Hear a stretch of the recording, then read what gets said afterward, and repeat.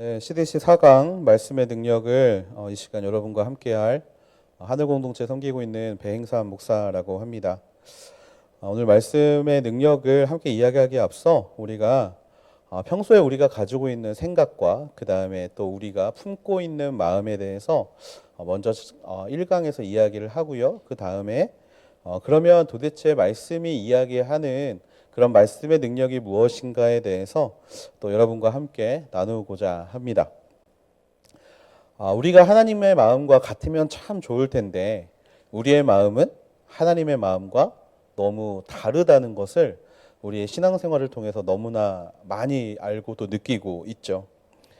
우리의 생각의 깊이만큼 하나님의 생각의 깊이가 딱 그만큼이면 좋을 것 같은데 이상하게 하나님의 생각의 깊이는 그거보다 더 깊고 또 우리가 원하고 우리가 요구하는 만큼만 하나님의 깊이가 있었으면 좋겠는데 하나님의 말씀의 깊이와 또 여러 가지의 깊이는 그거보다 더 깊은 것들을 우리가 발견하게 됩니다. 말씀에 관한 부분도 비슷합니다.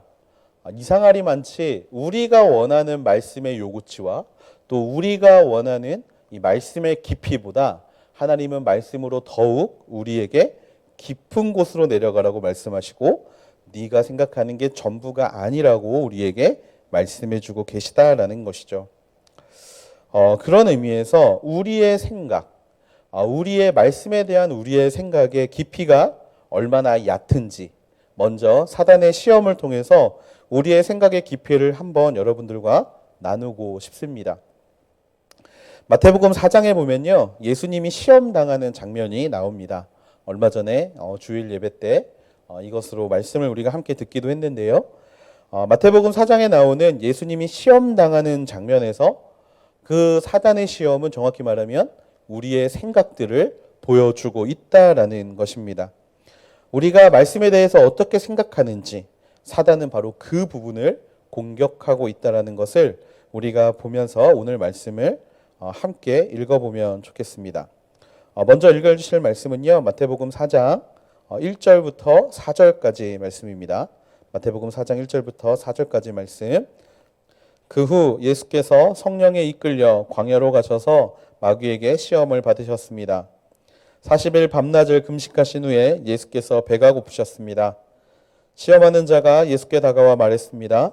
당신이 하나님의 아들이라면 이 돌들에게 빵이 되라고 해 보시오. 예수께서 대답하셨습니다. 성경에 기록됐다. 사람이 빵으로만 사는 것이 아니라 하나님의 입에서 나오는 모든 말씀으로 산다. 아멘. 네, 우리가 생각하는 또 우리가 원하는 말씀의 능력 첫 번째는 바로 이것입니다. 떡으로 바꾸는 힘. 나의 필요를 채우라. 나의 필요를 채우는 것이야말로 바로 말씀이 가진 힘이라고 우리가 생각하고 있다라는 거죠. 하지만요, 성경은 우리의 필요를 채우는 것이 또 그것만이 말씀의 능력은 아니라고 이야기를 합니다. 오늘 말씀에서 사단은요, 예수님께서 40일 동안 금식하고 계셨던 그 순간을 노리며 다가와서 이렇게 말합니다. 배고플 때 너의 능력을 사용해서 너의 필요를 채워라. 너의 필요를 채우라고 이야기를 합니다. 너를 위해 말씀의 힘을 사용해서 너를 위해 먹을 것을 준비해라 라고 이야기하고 있는 것이죠. 이 사단의 유혹은 종종 우리에게 너무나 크게 다가옵니다. 우리가 의지하는 말씀은요, 웬만한 것들이 보면 다 우리가 필요할 때 구하는 말씀들인 경우가 굉장히 많습니다. 할 수 있거든이 무슨 말이냐? 믿는 자에겐 능치 못함이 없다 라는 말, 아멘 하고 말씀을 받으면서 그래, 난 뭐든지 할 수 있어. 내 눈앞에 있는 이 문제도 뭐든지 내가 해낼 수 있어 라는 자신감을 갖기도 합니다. 그리고 이력서나 대학 원서를 넣을 때도 우리는 비슷하게 말씀의 능력을 사용하고 싶어 하지요. 마가복음 11장 24절에 보면 이런 말씀이 있습니다. 그러므로 내가 너희에게 말한다. 무엇이든지 너희가 기도하고 간구하는 것은 이미 받은 줄로 믿으라. 그러면 너희에게 그대로 이루어질 것이다. 아멘. 너무나 은혜로운 말씀이고 너무나 힘이 되는 말씀입니다. 그래, 내가 기도하고 간구하는 것들 이미 다 하나님께서 주신 거라고 내가 믿어. 이미 구한 것은 하나님께서 나에게 다 이루어 주실 것이라는 것을 믿으니까 내가 그대로 그냥 이거를 취할 거야 라고 생각을 합니다. 마가복음 7장 8절에서 9절에 있는 말씀도 비슷합니다. 구하는 사람마다 받을 것이며 찾는 사람이 찾을 것이며 두드리는 사람에게 문이 열릴 것이다. 너희 가운데 자녀가 빵을 달라고 하는데 돌을 줄 사람이 있겠느냐. 아멘. 이 모든 것들을 아멘의 말씀으로 받으면서 우리는 우리에게 행하실, 우리에게 필요를 채워주실 하나님을 찬양하고 즐거워한다라는 거죠. 물론 제가 지금 이 말씀을 부정하는 것이 아닙니다. 말씀대로 기도하면 하나님이 들어주실 줄로 믿습니다. 하지만 이 마태복음 7장 8절에서 9절 이하에는요, 한 가지 말씀이 더 있죠. 그것은 무엇이냐면 너희는 먼저 그의 나라와 그 의를 구하여라. 그리하면 이 모든 것을 너희에게 더하시겠다라는 하나님의 약속이 들어 있습니다. 하나님은 신명기에서도 말씀하셨어요. 우리의 부족한 것을 채워주시겠다. 말씀대로 살면 내가 너희를 오래 살게 하겠다. 우리에게 약속해 주셨어요. 하지만 말씀의 능력을 이것으로만 한정 짓는다면, 나의 필요를 채우는 것으로만 한정 짓는다면 우리는 한 가지 함정에 빠지게 됩니다. 그 함정은 무엇이냐면 바로 하나님의 공급하심을 기억하는 것이 아니라 우리에게 부어주실 어떠한 것을 기대한다라는 함정이라는 거예요. 이것은요, 기도의 응답을 우상으로 만들어버릴 수 있는 함정입니다. 하나님, 내가 기도합니다. 지금 내가 이게 필요한데 하나님 이런 나의 필요를 채워주십시오 라는 이 기도에 함몰된 나머지 공급하시는 하나님은 없고 하나님이 부어주실 어떠한 것에만 초점이 맞춰져 있는 상황이 되어버릴 수 있다라는 것이죠. 하나님이 중요한데 기도로 이루어질 어떠한 것이 중요해져 버리는 이러한 상황. 하나님의 능력을 그냥 눈에 보이는 무엇으로 한정지어 버리는 능력의 다운그레이드.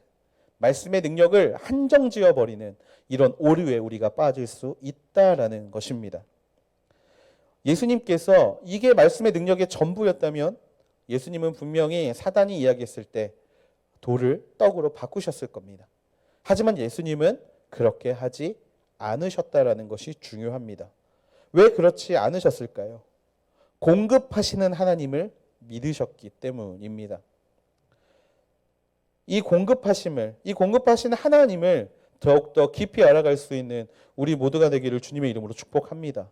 말씀의 능력을 하나님께서 부어주시는 어떠한 것, 우리의 필요를 채울 수 있는 그 어떠한 것에 한정 짓지 않게 되기를 축복합니다. 오늘 우리가 생각하는, 우리가 원하는 말씀의 능력 두 번째는요, 바로 뛰어내릴 수 있는 힘입니다. 하나님이 나를 인증하게 하라. 말씀 잠깐 함께 볼 텐데요. 마태복음 4장 5절부터 7절까지의 말씀입니다. 마태복음 4장 5절부터 7절까지 말씀 같이 읽겠습니다. 시작. 그러자 마귀는 예수를 거룩한 성으로 데리고 가서 성전 꼭대기에 세웠습니다. 마귀가 말했습니다. 당신이 하나님의 아들이라면 뛰어내려 보시오. 성경에 기록됐소. 하나님이 너를 위해 천사들에게 명령하실 것이다. 그러면 천사들이 손으로 너를 붙잡아 내 발이 돌에 부딪히지 않도록 할 것이다. 예수께서 마귀에게 대답하셨습니다. 성경에 또 기록됐다. 주 내 하나님을 시험하지 말라. 아멘. 두 번째 우리가 가지고 있는 말씀의 능력에 대한 오해는요, 바로 뛰어내려라입니다. 이 뛰어내려라는요, 무엇을 의미하냐면 바로 말씀으로 나의 뛰어남을 자랑하라라는 것을 의미하고 있죠. 성경은요, 우리에게 말씀은 우리가 드러나는 것이 아니라 우리 안에 예수 그리스도가 드러나는 것이다라고 끊임없이 이야기를 하고 있습니다. 바울 사도도 내가 그리스도와 함께 십자가에 못 박혔나니 이제는 내가 사는 것이 아니요 내 안에 그리스도께서 사시는 것이다 라고 이야기를 했죠. 말씀은요, 내가 아니라 내 안에 예수 그리스도가 드러나는 것이 인생이라고 이야기를 합니다. 그런데요, 오늘 사단은 그러한 사람들에게 이렇게 공격을 하고 있습니다. 천사들이 너를 지켜줄 거야. 어떠한 상황에서든지 어떠한 순간에서든지 천사들을 너를 지켜서 네가 하나님의 사람임을 인증해 줄 거야 라고 이야기를 합니다. 이 인증이라는 것에 우리는 굉장한 트라우마를 가지고 있습니다. 우리는 어릴 때부터 끊임없이 나를 증명하는 일에 몰두해왔어요. 나를 증명하는 일. 끊임없이 나를 증명해야 했고 나의 뛰어남을 다른 사람들에게 보여주어야 했습니다. 학교 성적으로 나를 증명해야 했어요. 공부를 잘하는 게 학생의 존재 목적이라는 어떤 그러한 마음을 가지고 끊임없이 학교 성적으로 나를 증명할 때가 있었습니다. 또 내가 좋아하는 것이 무엇인가? 이 좋아하는 것으로 삶을 증명해 왔습니다. 현재는 어떻습니까? 이제 제가 대학부 담당을 하고 있다 보니까 많은 친구들이 본인의 정체성을 대학교, 학벌로 자신의 정체성을 찾고 있습니다. 그리고 또 직장인들은 어떻죠? 좀 유명한 회사, 급여가 좋은, 소위 말하는 잡코리아 같은 데에 회사 복지가 좋은 순위, 뭐 이런 것들로 급여의 순위로 자신의 존재감을 증명합니다.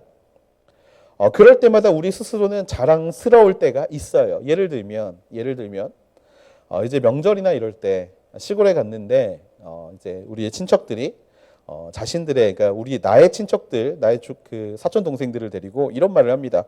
야, 형 좀 닮아봐. 야, 누나 좀 닮아봐. 언니 좀 닮아봐. 오빠 좀 닮아봐.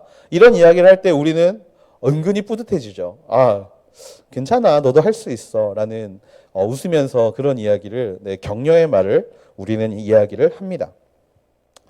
우리는 스스로 자랑스러운 것, 인정받는 것, 사람들이 나를 통해 인증하는 것, 저 사람은 정말 많은 것을 이룬 사람이야 라고 말하는 것을 좋아합니다. 그렇게 자랑스러운 것들이 어디에까지 흘러가냐면 이제 제가 정말 너무나 재밌어서 기억하고 있는 어떤 사람의 게임 아이디가 있어요. 뭐냐면 그 사람의 게임 아이디가 뭐냐면 네 랩에 잠이 오냐라는 아이디였습니다. 네 랩에 잠이 오냐. 그러니까 나는 지금 이렇게 열심히 노력해서 내 랩을 이만큼 키웠기 때문에 난 잘 수 있는데 너는 잠이 오냐 지금? 랩업 해야지 잠이 오냐라는 아이디가 있었습니다. 하다못해 게임상에서도 본인의 존재 가치를 인정받고 싶어하는 욕구. 이 욕구가 우리의 삶에 사실 원동력이 될 수도 있어요. 우리의 삶의 원동력이 될 수도 있습니다. 그건 긍정적인 부분이에요. 정말 이 자랑스럽게 여길 만한 것을 찾으면서 뛰어다니는 유목민족, 자랑거리를 찾으러 다니는 자랑의 유목민족, 약간 우리의 모습이지 않습니까? 자기소개서를 쓸 때도 너무 슬프죠. 정말 취미, 특기 써야 되는데 쓸 게 없어요. 저 같은 경우에는 뭐 취미, 뻔한 거, 독서, 뭐 영화 감상, 뭐 이런 거. 근데 여러분들은 뭐를 쓰시는지 모르겠어요. 그러면 특기는 뭐냐? 그러면 뭐 운동. 뭐 이제 저는 이제 좀 과거가 있다 보니까 뭐 특기, 뭐 게임, 뭐 이런 거. 뭐 이런 이야기들을 우리는 써야 되는데 사실 그걸로 우리라는 존재가 인정받기는 쉽지가 않습니다. 이런 부분이 신앙에 들어가게 되면 더 큰 문제가 일어나게 된다라는 거예요. 우리는요, 하나님께 인증받으면 되는 사람인 줄로 믿습니다. 저와 여러분은 하나님께만 인증받으면 돼요. 그런데 우리는 그 믿음의 인증을 누구에게 받고 싶어 하느냐? 바로 사람에게 받고 싶어 한다라는 겁니다. 다른 사람이 기도하면 무엇이 안 이루어지는데 왠지 내가 기도하면 이루어지는 이런 영적인 충만함. 좋은 말로 하면 충만함이고 나쁜 말로 하면 영적인 비교이죠. 이런 것들에 우리는 묘한 희열감을 느끼기도 한다라는 겁니다. 혹시나 어떤 사람이 우리에게 너 참 믿음이 좋다라는 이야기를 하면 우리가 잘 알고 있는 우리의 삶에서는 믿음의 좋음이 전혀 없을지 모르지만 그 이야기에 그냥 웃으면서 아니에요. 저도 부족합니다. 라고 이야기하면서 겸손해하는 우리의 모습들, 이런 모습들이 우리가 기뻐한다라는 거예요.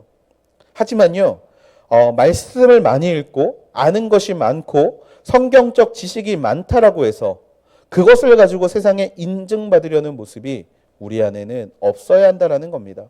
그리고 이것이 우리가 잘못 알고 있는 말씀의 잘못된 능력 중에 하나라는 거예요.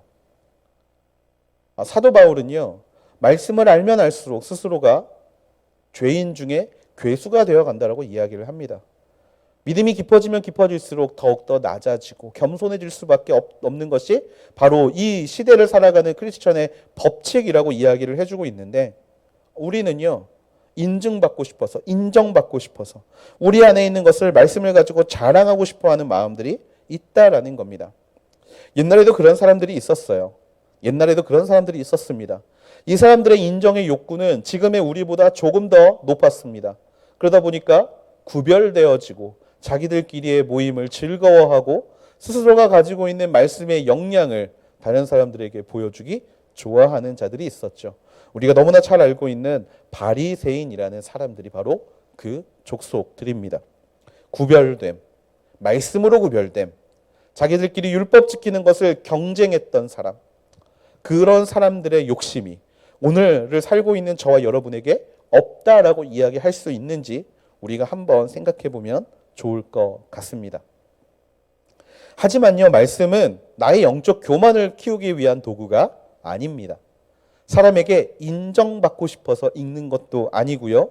사람들에게 인증해서 세상 가운데 인정받고 세상에서 인정받지 못하니까 교회에서 인정받고 싶어서 말씀을 읽는 것은 더더욱 우리가 조심해야 될 부분이라는 거예요. 말씀의 능력은 그런 부분이 아니라는 겁니다. 마지막으로 세 번째, 우리가 오해하고 있는 말씀의 능력은요, 오늘 우리가 앞에서 함께 보고 있었던 말씀, 마태복음 4장 7절부터 10절까지의 말씀입니다. 8절부터 10절까지 말씀 같이 한번 읽어보겠습니다. 시작. 그러자 마귀는 다시 아주 높은 산 꼭대기로 예수를 데리고 가 세상 모든 나라와 그 영광을 보여주었습니다. 그리고 마귀가 말했습니다. 당신이 만약 내게 엎드려 경배하면 이 모든 것을 당신에게 주겠소. 예수께서 마귀에게 말씀하셨습니다. 사탄아, 내게서 물러가라. 성경에 기록됐다. 주 내 하나님께 경배하고 오직 그분만을 섬기라. 아멘. 오해하고 있는 말씀의 능력은요, 바로 말씀은 나를 높이기 위해 필요한 것이다.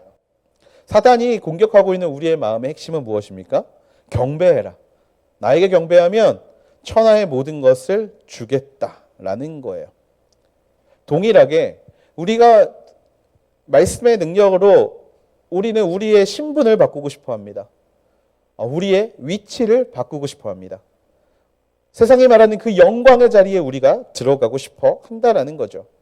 사실 맥락은요, 앞에 두 가지랑 좀 비슷합니다. 왜냐하면 이 모든 것이 이생의 자랑과 연결되어 있고 또 이생의 욕망과 연결이 되어 있기 때문에 그렇습니다. 우리는 말씀으로 우리가 특별한 무언가를 얻기를 원해요. 떡과 다른 점이 하나 있다라면 떡은 일상에 필요한 것을 구한다라는 거예요.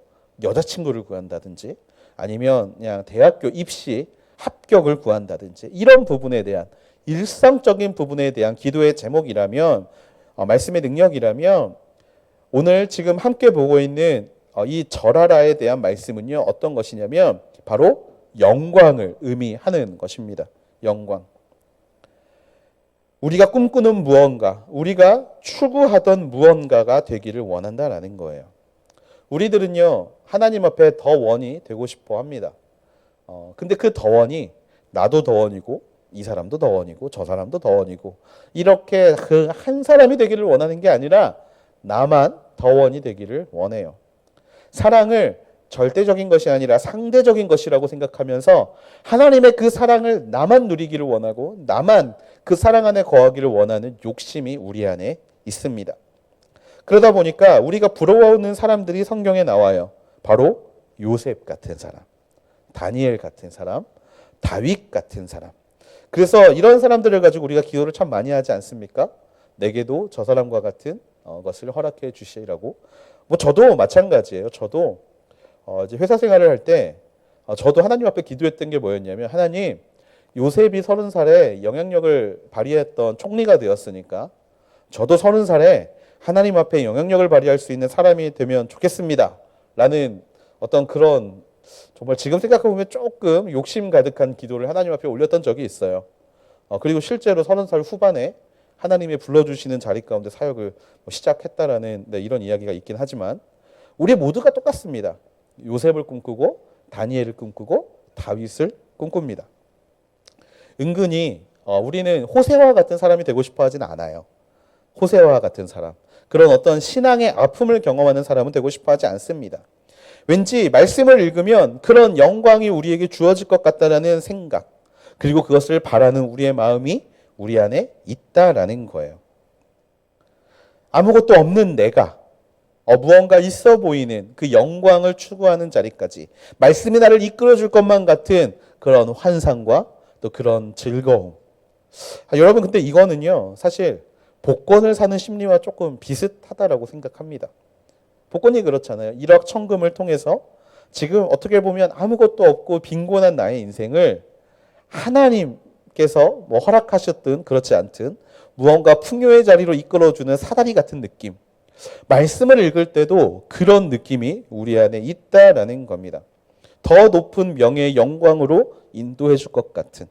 하나님이 축복하시면 일개 목동이었던 다윗을 정말 하나님께서 이끌어 가셔서 왕으로 세우셨던 그 놀라운 기적의 일이 바로 오늘 나에게도 일어나지 않을까라는 이러한 기쁨의 생각들.